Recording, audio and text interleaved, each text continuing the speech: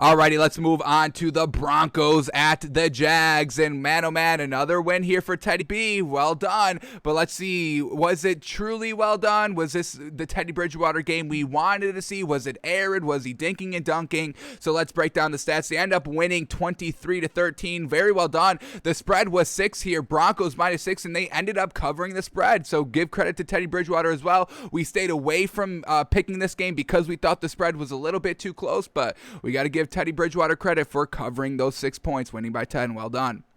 So let's start here with the Broncos since they ended up getting the win. Teddy Bridgewater, another good quarterbacking performance out here like we saw in week 1. He goes 26 of 34. That is 76% completion percentage. That's what we're talking about. Teddy B still getting it done here. He throws for 328 yards. Love that, for 2 touchdowns and no interceptions. And he doesn't fumble. Fantastic. So another clean game here by Teddy Bridgewater. You love to see it. He's truly getting it down. He's truly getting it done for this Broncos team. So Teddy Bridgewater's real solid passing game. Running game, well, did Melvin Gordon have a good game as he did in game number 1? Little bit of a step back here. 13 carries for Melvin Gordon for only 31 yards. That's only 2.5 yards a carry, folks. That's not good at all. You really need to have at least 3.3 yards a carry for it to be good. That's just good average right there. So Melvin Gordon, a little bit of a step back, and that's not great because we saw a huge burst week 1 that really kind of made us start believing in him. But our believability in Melvin Gordon is only kind of 1 game thick because we weren't big in Melvin Gordon coming into the season. We liked Phillip Lindsay over them. They get rid of Phillip Lindsay. They keep Melvin Gordon. They bring in Javonte Williams. Now, Javonte Williams had a real solid game last night. Rookie out here. 13 carries for 64 yards. Fantastic. So, Melvin Gordon, a little lackluster. The rookie steps it up. So, we'll see who is the better running back in game number 3. If Melvin Gordon's game 1 was a fluke, if his kind of poor performance game 2 was a fluke, and let's keep a track on Melvin Gordon as the season progresses.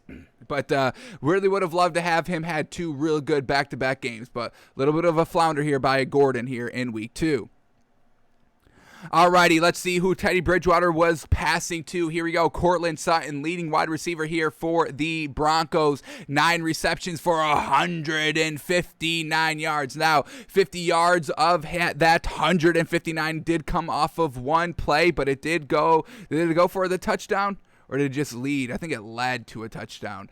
That big 55-yard completion came en route. Yeah, en route to a touchdown. So 55 yards out of 159 coming off of 1 play. So Courtland Sutton basically catching 8 catches for 100 yards, which is still actually really, really good. We're not knocking that, but just putting it into context a little bit. But then we have Melvin Gordon, their second leading receiver, 2 catches for 38 yards. And then Tim Patrick, 3 receptions for 37 yards. He had a touchdown. Noah Fant, 4 receptions for 33 yards. The tight end, love it, and a touchdown. So Teddy Bridgewater kind of, spreading the wealth around decent here.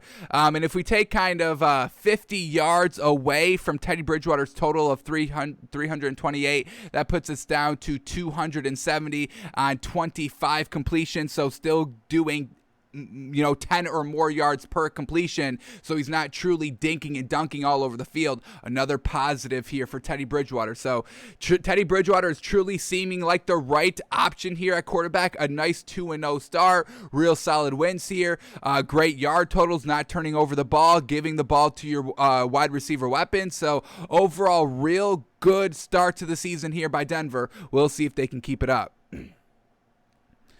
Alrighty, what else we got? KJ Hamler here for the Broncos. We know he's the big kind of, deep ball threat. We saw that, in the preseason games. Courtland Sutton got it done this game. KJ Hamler was kind of under wraps, only 1 reception for 5 yards on 3 targets. But overall, the Broncos get the win, so well done to Teddy B. Now let's take a look at Trevor Lawrence and the Jaguars. Well, did Trevor Lawrence play better than his 3-interception NFL debut week 1? Well, he didn't throw 3 interceptions, but still didn't look that good out here. So let's talk about rookie quarterbacks that really just struggled. We just broke down that Patriots-Jets game. Mac Jones looked decent. Game manager Zach Wilson, yikes. And Trevor Lawrence, yikes as well. So Trevor Lawrence goes 14 of 33, folks. 14 of 33. I already know this completion percentage right before we even do the math, and it's not good, folks. So here we go. 42% completion percentage at home. Come on, Trevor, you've got to start getting a little bit better. And not only did he throw 42% completion percentage, he basically dinked and dunked the entire game. 14 completions for only 118 yards. He had one touchdown. That's good, and it came off the first drive of the game. The very first drive is an 11-play, 83 yards, eating up 5 minutes and 40 seconds on the clock to end in a touchdown. So they got that down. That's great. And we kind of know the first kind of 2 series, first kind of 14 plays are all scripted. So that's good. But then going off script, Trevor Lawrence can't do anything the entire game. I mean, how many passing yards did he have on this one drive alone? So we know his total yards here passing is 118. Now let's subtract all the yards that came off that very first drive and see what he did for the rest of the game. So here we go. We had a 4-yard run, a 4-yard pass. We got to subtract 4 yards there. Then we got a 24-yard pass, subtract 24 yards. Then we got a pass incomplete, a 5-yard run, a 5-yard penalty, a 7-yard pass, take off another 7 yards right there. A pass incomplete, take off another 13 yards on a 13-yard pass completion. We get a 2-yard run for no gain, 5-yard penalty, and then a touchdown Jaguars on a pass for 25 yards. So Trevor Lawrence for the rest of the game, folks, this first drive only ate up 6 minutes. We will round up it to 6 minutes. Trevor Lawrence, for the entire game, besides the first 6 minutes, threw 45 yards. He threw 45 yards for the rest of the game, folks. Trevor Lawrence truly locked up while throwing 2 interceptions. So 45 yards and 2 interceptions for the rest of the game. Did he fumble? Did he turn over the ball fumbling? No. So that's good. Only held it to 2. So getting better. We want to see you get better every single week. He set the bar very, very low with throwing 3 interceptions last week. So I guess we could say he got a little bit better this week.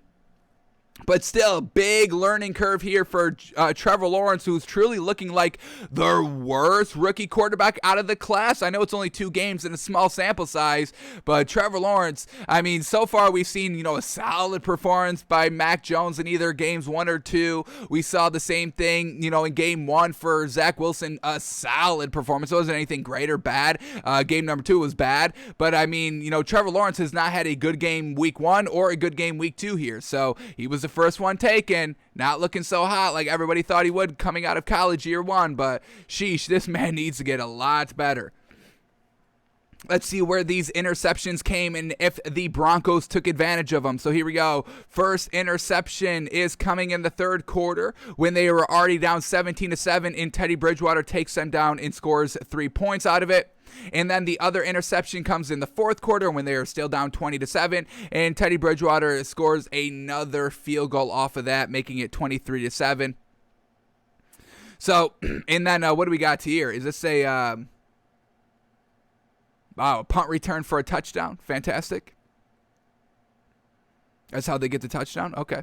So that's how they make it 13 points. We get basically their first and last drive of the game all going for touchdowns. So that's not bad, I guess. But overall, Jags get absolutely kind of blown out here, 23-13. Couldn't really move the ball the entire game. And, they very, very lackluster. So Broncos really probably should have put up a little bit more points out here. But overall, it's on the road. So we won't kind of penalize the Broncos too much. They got the win, and that's the most important thing.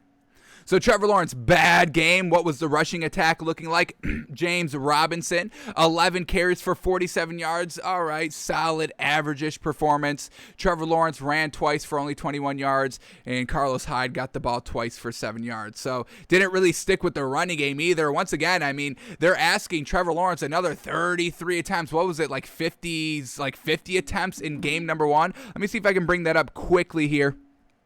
Because I want to say him and Josh Allen both had like 50 passes in week 1, which we thought were a little extreme for both of those quarterbacks. So, last week 1 here for the Jaguars. Let me get it up. Here we go.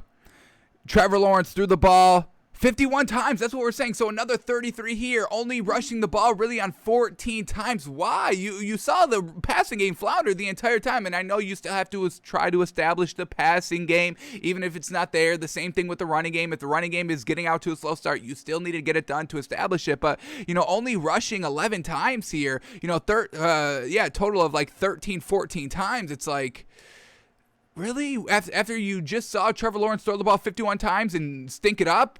Then you kind of continue to do that in week 2. So, the coaching, the offensive coordinators are not doing Trevor Lawrence any favors out here. So, I don't know what the hell is going on here in Jacksonville, but I don't like what's going on coaching and what they're doing offensively. I don't think it's making any sense.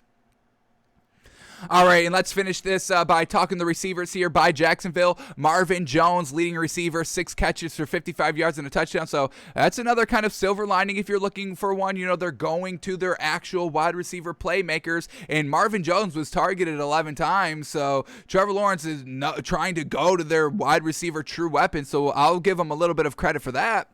Then we get James O'Shaughnessy, 1 reception for 24 yards. DJ Chark, 1 reception for 19 yards. James Robinson, 3 receptions for 17 yards. So just really nobody doing anything good here for Jacksonville. Barely could put up any points, and they lose by 10, 23-13 to the Broncos.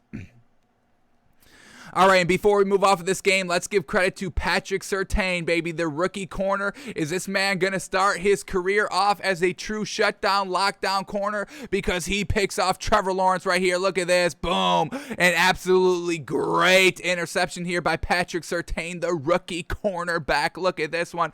Great lockdown right here. This receiver had absolutely no separation. I mean, folks, look at this true lockup here. 0 yards of separation. Boxing him out in absolutely perfect position where you need to be. I don't know where Trevor Lawrence was thinking he was going with this ball. That no separation here. A true 50-50 ball right here, but he doesn't throw it well. I mean, this ball has to be put 100% on the money, and it's nowhere close since there's no separation. And Patrick Surtain, a nice, just look at this over-the-shoulder catch right there. Fantastic. I mean, receivers really, have a tough time catching this type of ball of looking it in over their shoulder. And Patrick Surtain, the cornerback, we all, there's the joke out there, the classic joke of that's why they're on defense, because they can't catch. But Patrick Surtain's like, nah, I can catch. Y'all, I just play defense because I love shutting people down. I can catch. I can play receiver, no problem.